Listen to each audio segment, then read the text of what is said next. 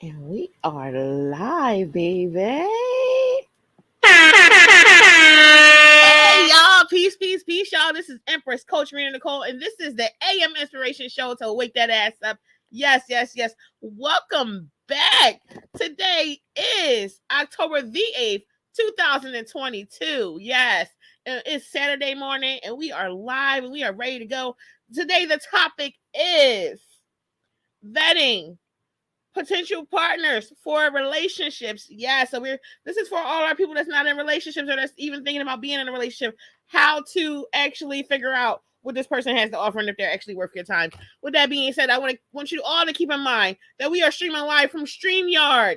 That means we are live on YouTube, Facebook, Twitter.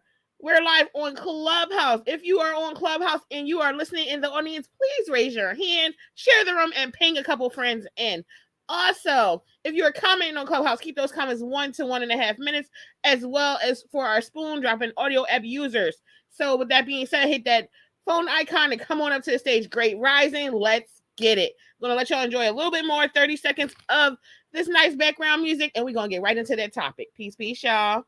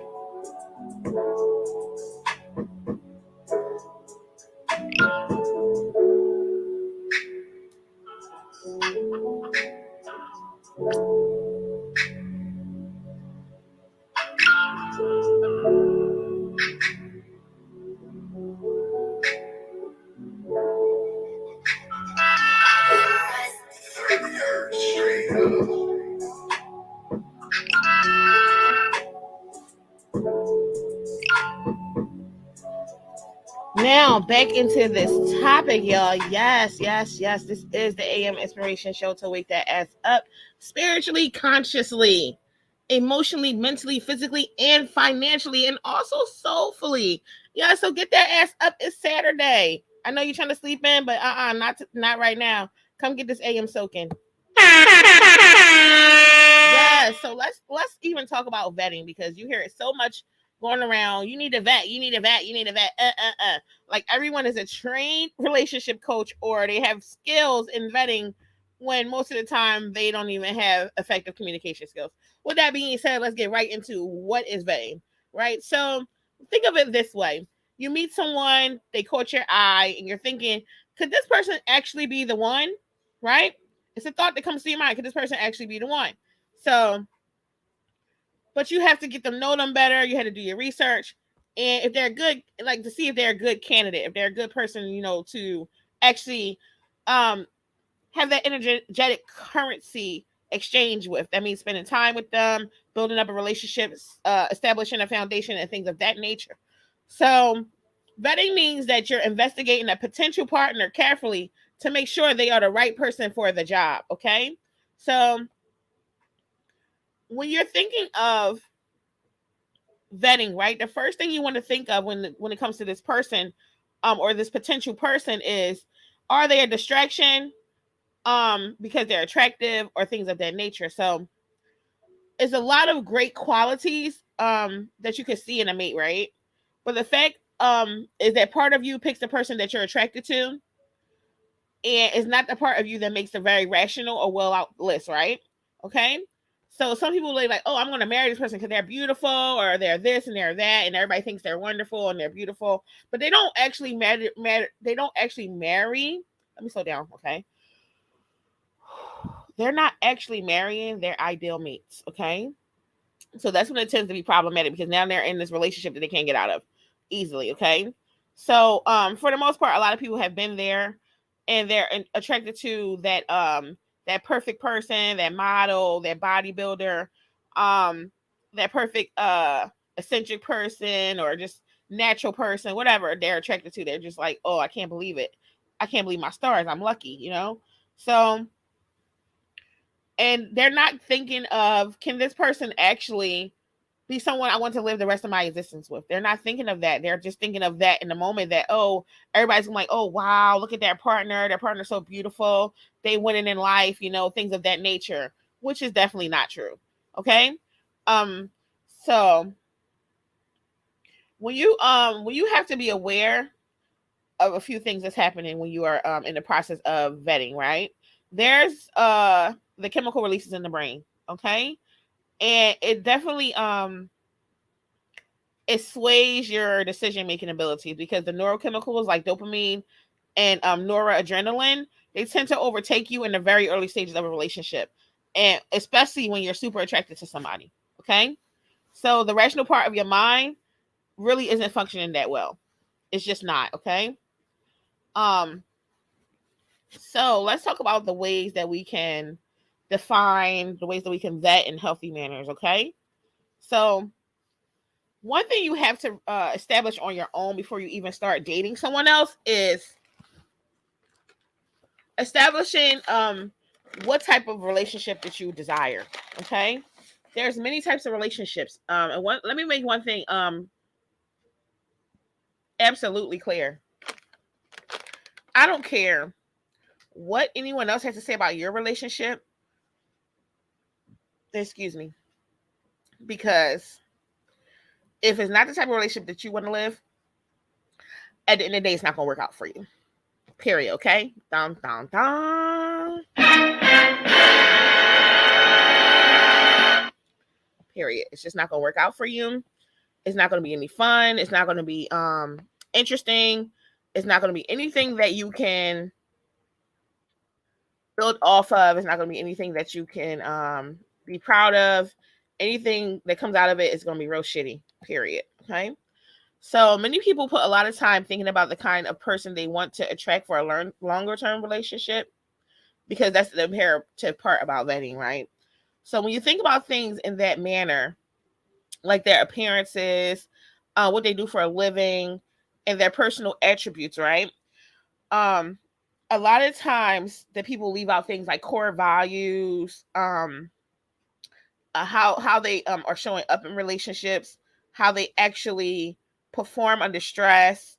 A lot of these things matter, and they're not really looking at those things in the beginning. Okay, so what you haven't realized sometimes is that a person that you want to attract,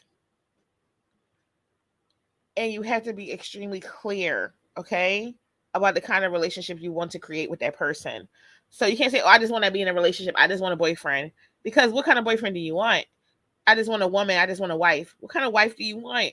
And then you get in a relationship with somebody, and you start making all these demands and all these requests, and they're like, "Hey, I didn't sign up for this. This is not something I desire. This is not something I want to be a part of." Welcome to the room.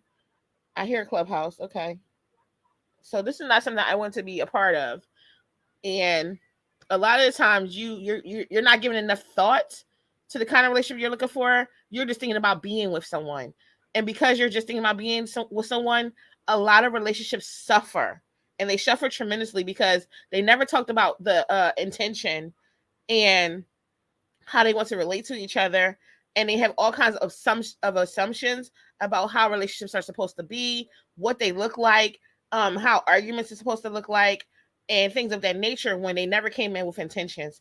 And that's something that we definitely talk about here in my Coach Rena Nicole, establishment or whatever. We talk about how when you're even vetting, in the vetting part, you have to be living intentionally, because if you're not living intentionally, it's easy to attract a toxic relationship to you.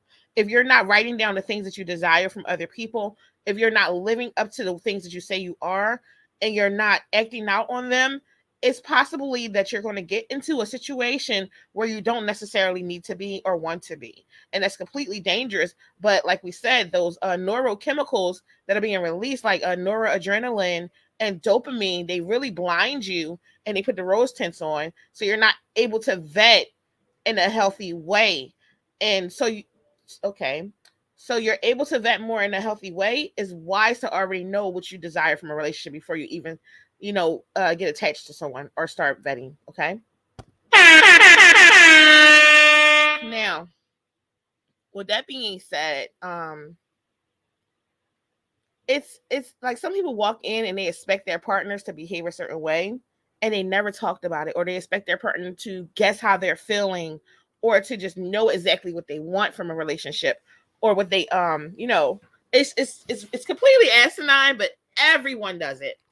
Everyone does it, and I'm about to tell you why everyone does it. You know, dun dun dun. The suspense is killing me. Yeah, so everyone does it because people don't know how to communicate effectively. Dun, dun. Now, let me stop and do a quick reset. Let me see who's on Spoon. Shout out to Spoon. How you doing? Great rising. Good morning. We are talking about vetting relationships this AM. So let me do a quick reset. We are streaming live from YouTube, Clubhouse, Twitter, Facebook, and Spoon. Yes. So with that being said, this is Empress Coach Rena Nicole of RenaNicole.com, Divine Intervention Show. And this is our AM Inspiration Show. So wake that ass up. I see y'all coming in on Spoon. I'm so happy that y'all are here. Hit that phone icon to come up on stage and talk and let me know how the process of vetting goes with you. Or if you're here to learn, what are you learning from the conversation? With that being said, if you're on Clubhouse, hit that greenhouse at the top. In the club, Sustainable Relationships. Follow the club, raise your hand, share the room, ping some friends in. It's all free 99. It's not costing you nothing but a tap of the finger. With that being said, let's get back to it. Dun, dun, dun.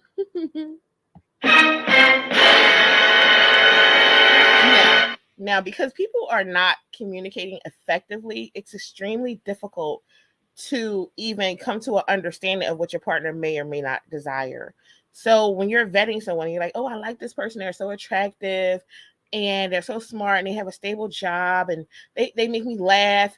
And it all sounds like you're just high off of the chemicals. That's what it sounds like to me, that you're extremely high off of chemicals and you're not able to use your intention. You're not able to sit down with them because you're like, oh, I don't want them to not want to be with me. I don't want to make a bad impression on them. And that's a few of the mistakes that people make with vetting. They start thinking about what the other person is going to think of them instead of going in with an intention to make sure that they're putting out everything on, making that risk, putting everything out there so they can get what they desire in a relationship. Because if you're only going in to listen what someone else wants for you, you're going to suffer. You're not going to be happy and you're going to regret the partner and you're going to resent them if you decide to go into a committed relationship. Now, you have to be upfront with things that are important to you. Say, for instance, if you're a vegan, but you're a vegan for the animals and your partner eats meat. That's like a match made in hell, period. It's other vegans that are vegan for health wise and they're not that much vegan for the animals, so they're able to work around having a partner that still eats meat or family. But someone who's a vegan for the animals will not be able to incorporate having a partner that eats meat every day. And if they do, it's going to be a place of contention. And you can't just go into a relationship and say, hey, you got to be a vegan to be with me. Wow. That's not going to work. I need a moment. Whew, moment's over. Now, a lot of people, especially the sisters, make big mistakes thinking that they should try to conform to what a man wants from them. Say, for instance, if you say, oh, I want a submissive woman. And this woman is very assertive and she's just like, outspoken and but very, very feminine. But she's just not like, whatever you say, baby. She's not that type of woman. And she literally suppresses herself because this is what he wants or this is what he desires. She's also going to, after a while, start to resent the person or even hate him because she felt like she had to suppress herself to be with him. When he actually didn't say, hey, you have to suppress yourself to be with me. It's just something that she probably heard him say or something that he said, oh, I like a woman that cooks and clean. The woman might not be able to cook or clean properly, and she decides that, oh, I got to do these things so I can keep this guy or make this guy like me more or make him pay more attention to me. Even losing weight, changing hairstyles, a lot of different things that women do to make men pay attention to them, unfortunately. And like for women, if they're with a narcissist, he's going to be the knight in shining armor. He's going to do the same exact thing until he gets you. And once he gets you, the mask is going to come off. So that's the difference.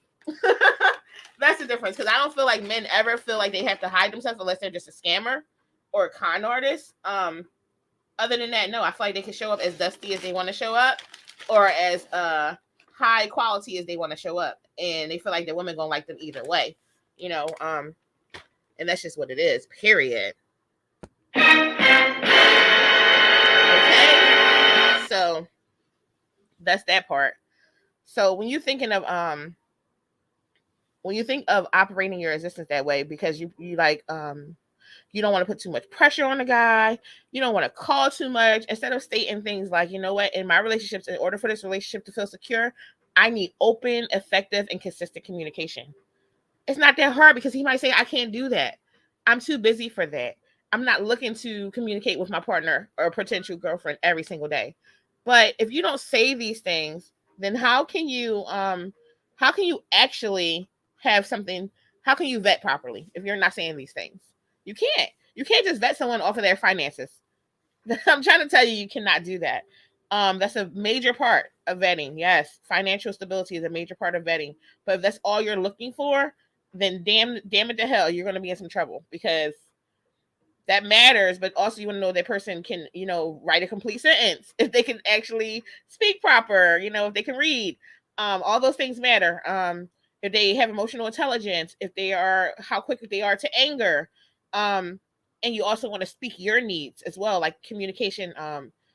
Like, okay, for example, like me, I cannot be with a partner that's not stimulating my mind. They're not highly intellectual, like up there in the top tier of personality types, like an architect or a protagonist like myself, or things of that nature. I cannot be with them because I will get bored.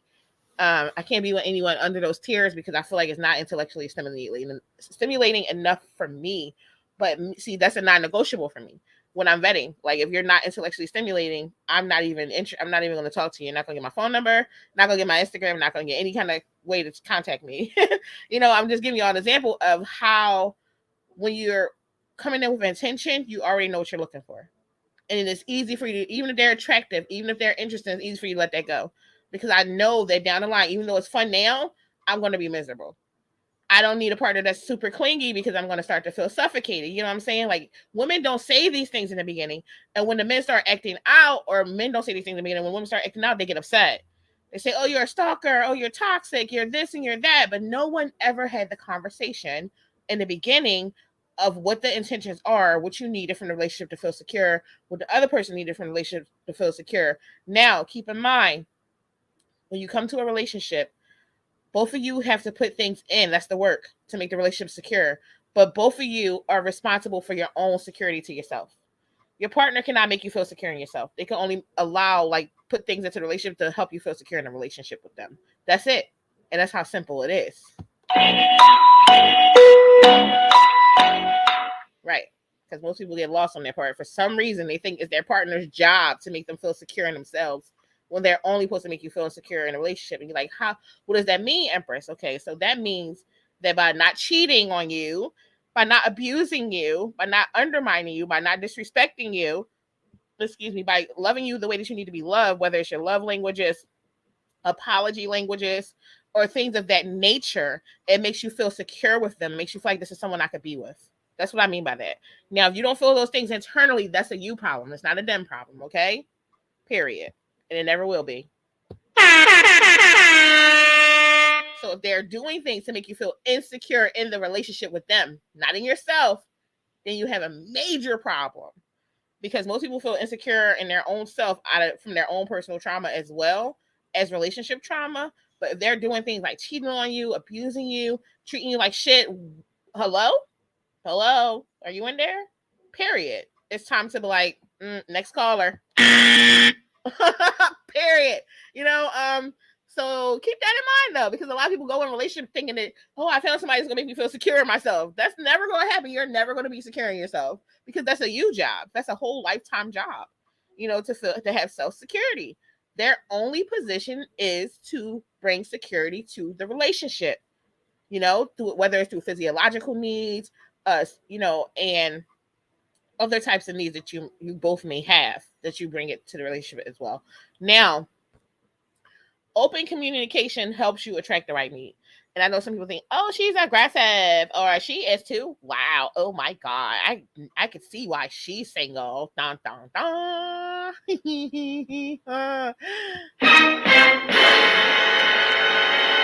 My whole entire thing with the world is when people say things like that about men or women, it's like somebody loves them. They might not be your shot of tequila, but somebody throwing them shots back every night. Okay. Okay. Period. So, with that being said, if you come out proactively and tell your potential partner about the type of person you are in a very level-headed, sober kind of way, that's going to make you sound very assertive and very self-confident. I don't care what femininity coach, I don't care what masculinity coach tell you some other type of bullshit. They lying to you. People love confident people. People love confident people, unless you're dealing with somebody that's suffering from mental illness or disease. Then they probably don't like that. But healthy people, they love having a confident partner. You know why? Because they know that the relationship not going to be full of shit. They know that person's securing themselves and they're going to bring security to the relationship for them. And they already have in mind with their intentions, they're going to bring security in relationship for the other person. So that's why, okay? Okay? It clearly conveys to them that you know yourself. You're not seeking validation from them in that kind of way. Only when it comes to bringing security to the relationship. That's it. You're not seeking for them to make you feel validated in yourself. It's just validated in a relationship. That's a humongous difference. Okay? That we never ever discuss. Because most people have no idea that these types of dynamics and how you break down relationships even exist. They just think they can go on and go with the flow. And they wonder why they're not having sustainable, healthy relationships, because they're not living intentionally and they're not mindfully speaking up for themselves. They're not making those statements of intent to potential partners or their husbands, wives, girlfriends, or whatever in the beginning of relationships. They skip over that because they're high from the neurological chemicals that's being released in the brain. I never, this one lady, she was like, their minds all messed up because the penis done ejaculated in their mind. Wow! I was like, what? What did she say? No. Wow. Okay. So, when you think about that, someone that knows themselves, that's such a turn on. I remember speaking to someone, they were so confident last night, and they were like, I'm successful, I'm doing these things, and they were proud of themselves, and to me that was so attractive. I'm like, yeah, speak that life into yourself. Okay, period. I know what I'm attracted to. I don't want to live in Somber Town. I know y'all don't want to live in Somber Town. Okay. Somber Town. Period. Okay. So the other amazing thing about doing that is that you're setting a tone for the kind of relationship that you desire to have by modeling it. You're showing up like, listen, I'm here for this. I'm here for you because I see that you're here for me. And you showing up confident. You showing up being secure in a relationship. You're securing yourself. We already starting off on the right page. You're not over stressing me out. You're not calling me a million times. You're not assuming that I'm cheating just because I'm out with my friends. You bring all that healthy shit in, and I'm here for that. It's like a damn piece of bread to some gravy. Period. Okay. Thank you. Now, when you're modeling open communication about your needs to that potential partner, it's extremely important. Okay. So when people talk about what they openly need from each other, when they don't, okay, when someone is interested in you, they're going to talk about what they need from you. They're going to be intentional. If they're not, then just kick their ass to the curb, period. Next caller. No, don't even bother, okay? That's up to you, though. So if you want to just ignore the signs and ignore that they don't like you, and ignore everything else and just keep on trying, then do you, boo boo. Period. I'm here for it. Whatever floats your boat. Because there's billions of people in the world. Billions of people. Don't limit yourself and feel like you have to be with someone because you've been vetting or you've been dating them. That's completely not true. You can easily move on. Just like you change your drawers in the morning, you can change your partner. I'm just saying, because you're not in a committed relationship with them. You're just dating, That's why be careful with your words, especially if you're saying things like really quickly, like, oh, I love you, or I want to be with you, or I care about you. Keep that shit to yourself until you know that this person is worth saying it. Keep it to yourself. Keep it to yourself. Even if they say it to you, just like, oh, I received that. That's all you have to say. I received that. I've had it happen to me a lot of times. Oh, I love you, Empress. I'm like, oh, I received that. Thank you.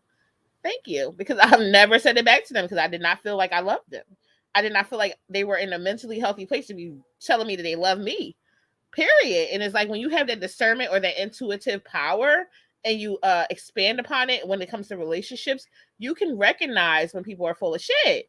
Period. Like, you don't even love yourself, but you telling me you love me? That's dangerous as hell. Let me back up. I received that. Thank you so much. I appreciate you.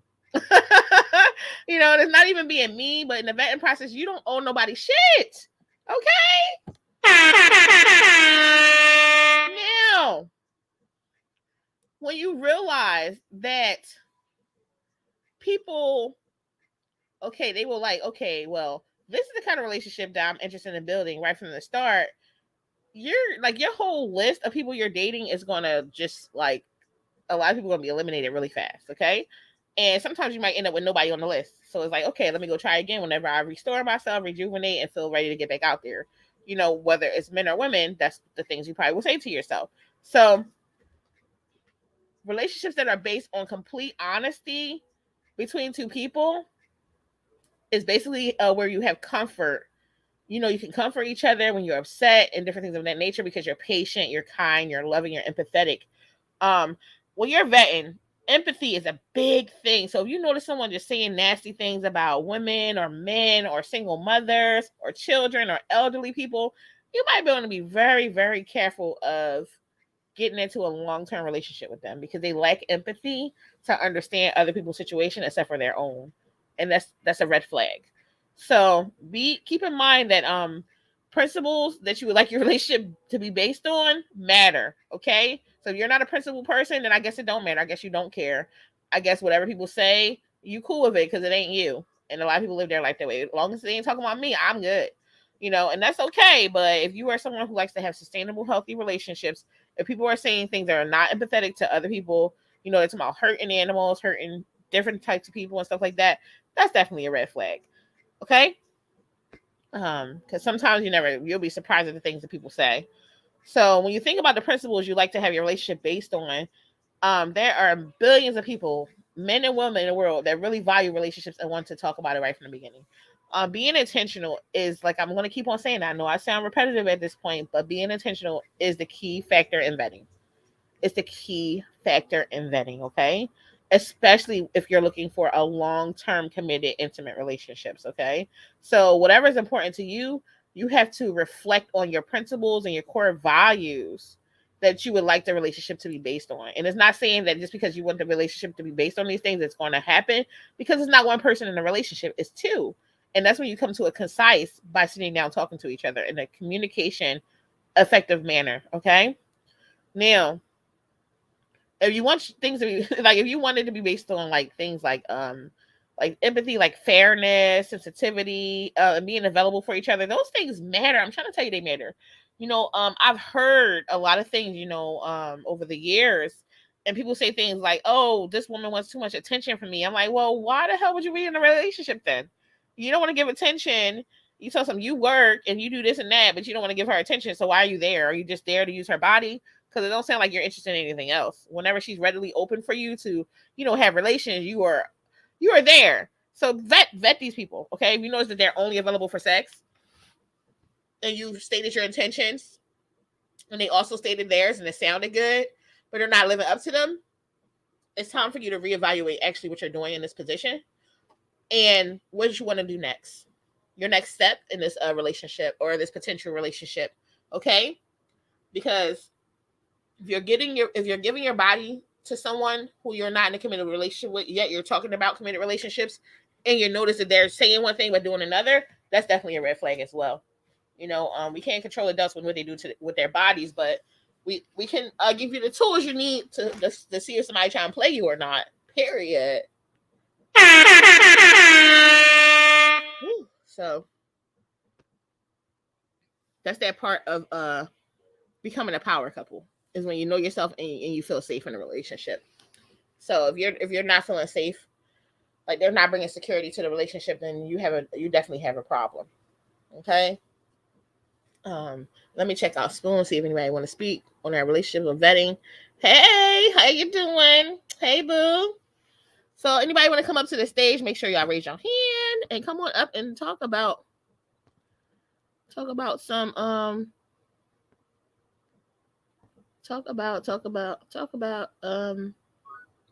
okay, let me see if anybody raising their hand.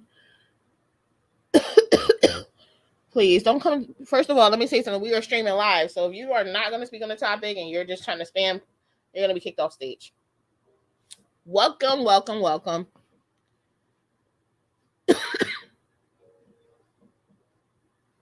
Hello? Okay. Is that Miss M? Oh, hey, Miss M. Let me invite her up. She might want to say something on vetting.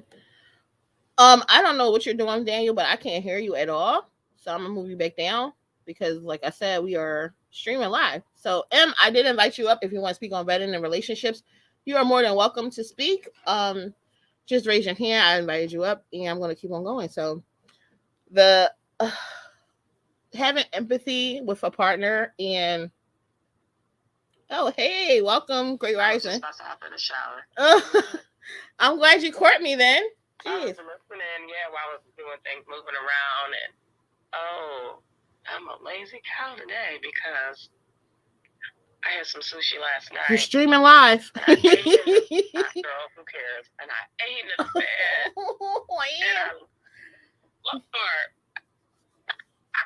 I think it's something going around though, because I'm suffering from indigestion right now.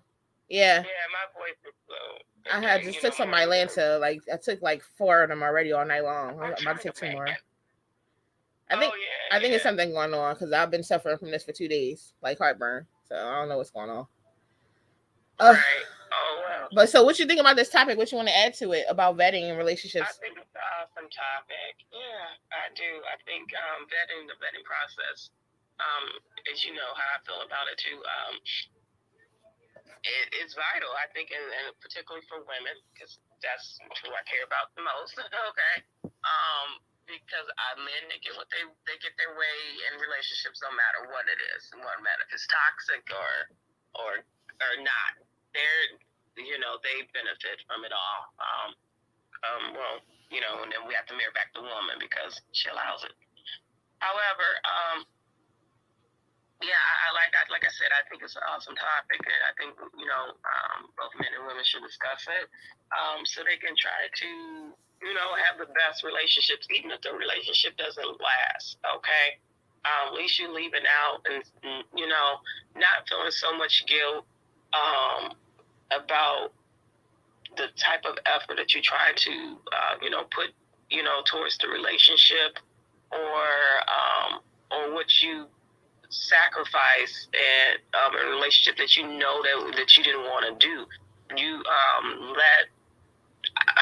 don't know if I would say allow, but you allow these oversteps and these boundaries to continue over and over. I love your sound effect. Not the boundary that you said, okay, maybe I will try it, okay? Try this and see if I like it, and then you're like, okay, no, this is not me. I allowed it just for that one time. I mean, I wouldn't allow anything, but it's just something more like as far as you trying to compromise in a way. Say, for example, you are not as adventurous as your partner, and your partner, and maybe that's where you're not compatible at, too. That could be that could be a big icebreaker or something like that. But I don't really think so. But for some people, that can be. And you just try hiking just for one time, and it's not you. You don't like it. You didn't think it was that terrible, but you was like, whatever that made some anxiety go up, and you was like, no. And you like, I'm afraid of heights. I'm afraid of long walks. I don't know what it is. I thought a bear or something was gonna come. I don't know. And and maybe that's something maybe it's just a fear you may have to get over, and that could probably help you, or that might heighten your anxiety. And you saying that's a no, and your partner should be more understanding, or try other ways. Or I don't know. I would say try other ways around it, like to help you with your anxiety. So things like that he or she likes, it doesn't heighten that anxiety, if that makes sense. Instead of just forcing you when they continue to do that and all that, and then that's a boundary that they're overstepping, and then they'll continue other boundaries. It'll go beyond just you trying to compromise a bit in a relationship of just something adventurous, or just to try something new. It could be different ice cream flavor. I don't care what it is. Well, something is though, like to get like to respond to you is that when you have a partner that's overstepping your boundaries, that's a red flag. Because if you are going in intentional, we're talking about healthy people right now. If we're going in intentional, you're stating what you like from a relationship, and you don't like, and they're continuing to disrespect your boundaries, this is a red flag, and this is not a person that's going to make the cut. Like you said in the beginning, you don't have to leave in a nasty way. You don't have to cuss them out. You let them know, hey, you don't have what I need to feel secure in a relationship. Period. And it's like people can't even end things that way. They had to end things so nasty. They had to be contentious about everything. I'm all for ending things in a healthy way. Like, you know what? I see what you have to offer, but it just might not be for me. Exactly, and that's pretty much what I'm saying is that getting to the part where you're gonna end. Well, before I get to the part where ending the relationship, but like far as that, it's just what I'm trying to point out here is that that little step, even if it sounds so innocent, of it just I'm just giving it so many examples out there. It's just hiking or whatever, instead of just saying, okay, this is not you. Or like, let's try something else that can, if they know, if they are that creative, that they know other places that can help your anxiety. So when I do take this trip, if you don't like it all the time, you are willing to go every once in a while with me, and you really enjoy yourself and say, okay, that's enough. This kind of like an introvert, like I had a good time partying, but I got to recharge myself for a whole month now. So I won't see you guys for a whole month. Bye-bye. Thank you. And then we'll do this again next month. I'm talking about the real introvert, like I'm talking about the extreme, okay? But what I'm saying is that even if something innocent like that, of a boundary, it can get bigger, and it turns into abuse, and then you get to the point that your partner said, well, you used to do this, you did, and then you're like, I never liked it, I never wanted to, you asked me, you forced me, you blah blah, resentment, so blame and stuff, and then it gets worse, and then you hear, and I'm just going to go on the women's side, women like, well, I let another woman come in our bed, and I didn't want. Well, why did you do that, honey? That was not you. Are you a lesbian? Do you have, that would make a little bit more sense, or you were into that type of thing with your partner ever, or you thought about, no, I just wanted to make him happy. So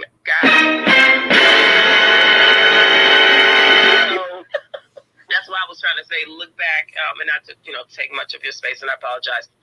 To look back at where was that boundary overstepped, because sometimes we overstep a little boundary innocently. We're not talking about that, and sometimes it could be big and we don't know. We're like, oh, okay, but narcissists don't care. They're gonna they'll find another one, they'll find another one. So they crack it open and say, and once they got you, it's never going back, because then you feel like, oh, I was open to that. Let me be open to this too. This, and now the relationship is gone, and both of you guys are leaving nasty out of the relationship, and then you're feeling a turmoil, a guilt, especially if you were the one that would jump in hoops just to keep a relationship. And that's what I wanted to mention. And I'm gonna land with that. Thank you so much, Miss M, because I feel like you touched on a lot of the points.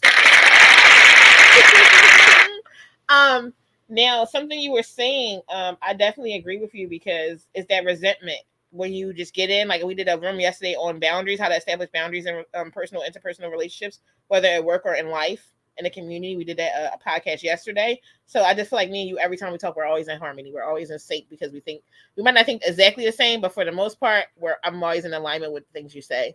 Um, so I just want to say thank you for that because it literally opened that door for, when you are being intentional, you have to speak on your boundaries. And when people are crossing your boundaries intentionally, because if you're telling someone your boundaries, they're either they have a lack of comprehension where they don't comprehend what you're saying. And do you really want to be with somebody that has a lack of comprehension? They're being a narcissist and they're going to gaslight you and tell you never said that at all. And they didn't know that they were doing things to hurt you when they know exactly when you said it, the time you said it, and the day you said it, because they wrote it down in their narcissist calendar. So be very careful. We definitely do have some in our count some podcasts lined up to talk about narcissistic abuse and noticing red flags for narcissism in relationships as well. I am going to close out soon, but I do want to add that when you're vetting in relationships, be sure to show up intentionally. Show up as yourself. Because like I said before, your only position in the relationship ever is to bring security to the relationship. Your position is not to be anyone's mother. Your position is not to make someone feel secure in themselves. They're supposed to have they supposed to show up already with their work done or be doing the work, in a big way where you can actually see in action that they're doing the work on themselves. But if you want to be Captain Save a Hoe or Captain Save a Dusty, then do that. Like, go ahead. Don't be inboxing me, MSM. Don't be looking her down because y'all hear her on this podcast so she can come save you after you're not listening to these great tools and tips to actually vet. With that being said, Ms. M, do you want to add anything else about this topic before we close out? Thank you. No, just live vigilant and live your best fucked up life. Wow. Did you say the best fucked up life though? Indeed. And please do not look her up. If you are gonna look her up, look up her book. Okay. Listen. Alrighty, thank you, Empress. Thank you so much for showing up and supporting it. Yes. This was the AM Inspiration Show to wake that ass up. I am your host, Empress Coach Rena Nicole. I just want to shout out all the social networks: Spoon, Clubhouse, Facebook, Twitter, and StreamYard, of course. So with that being said, we are live every morning, 9 a.m. Eastern Standard Time, having a show to wake your ass up spiritually, consciously, emotionally, physically, financially, and soulfully. With that being said, peace, y'all. Stay safe.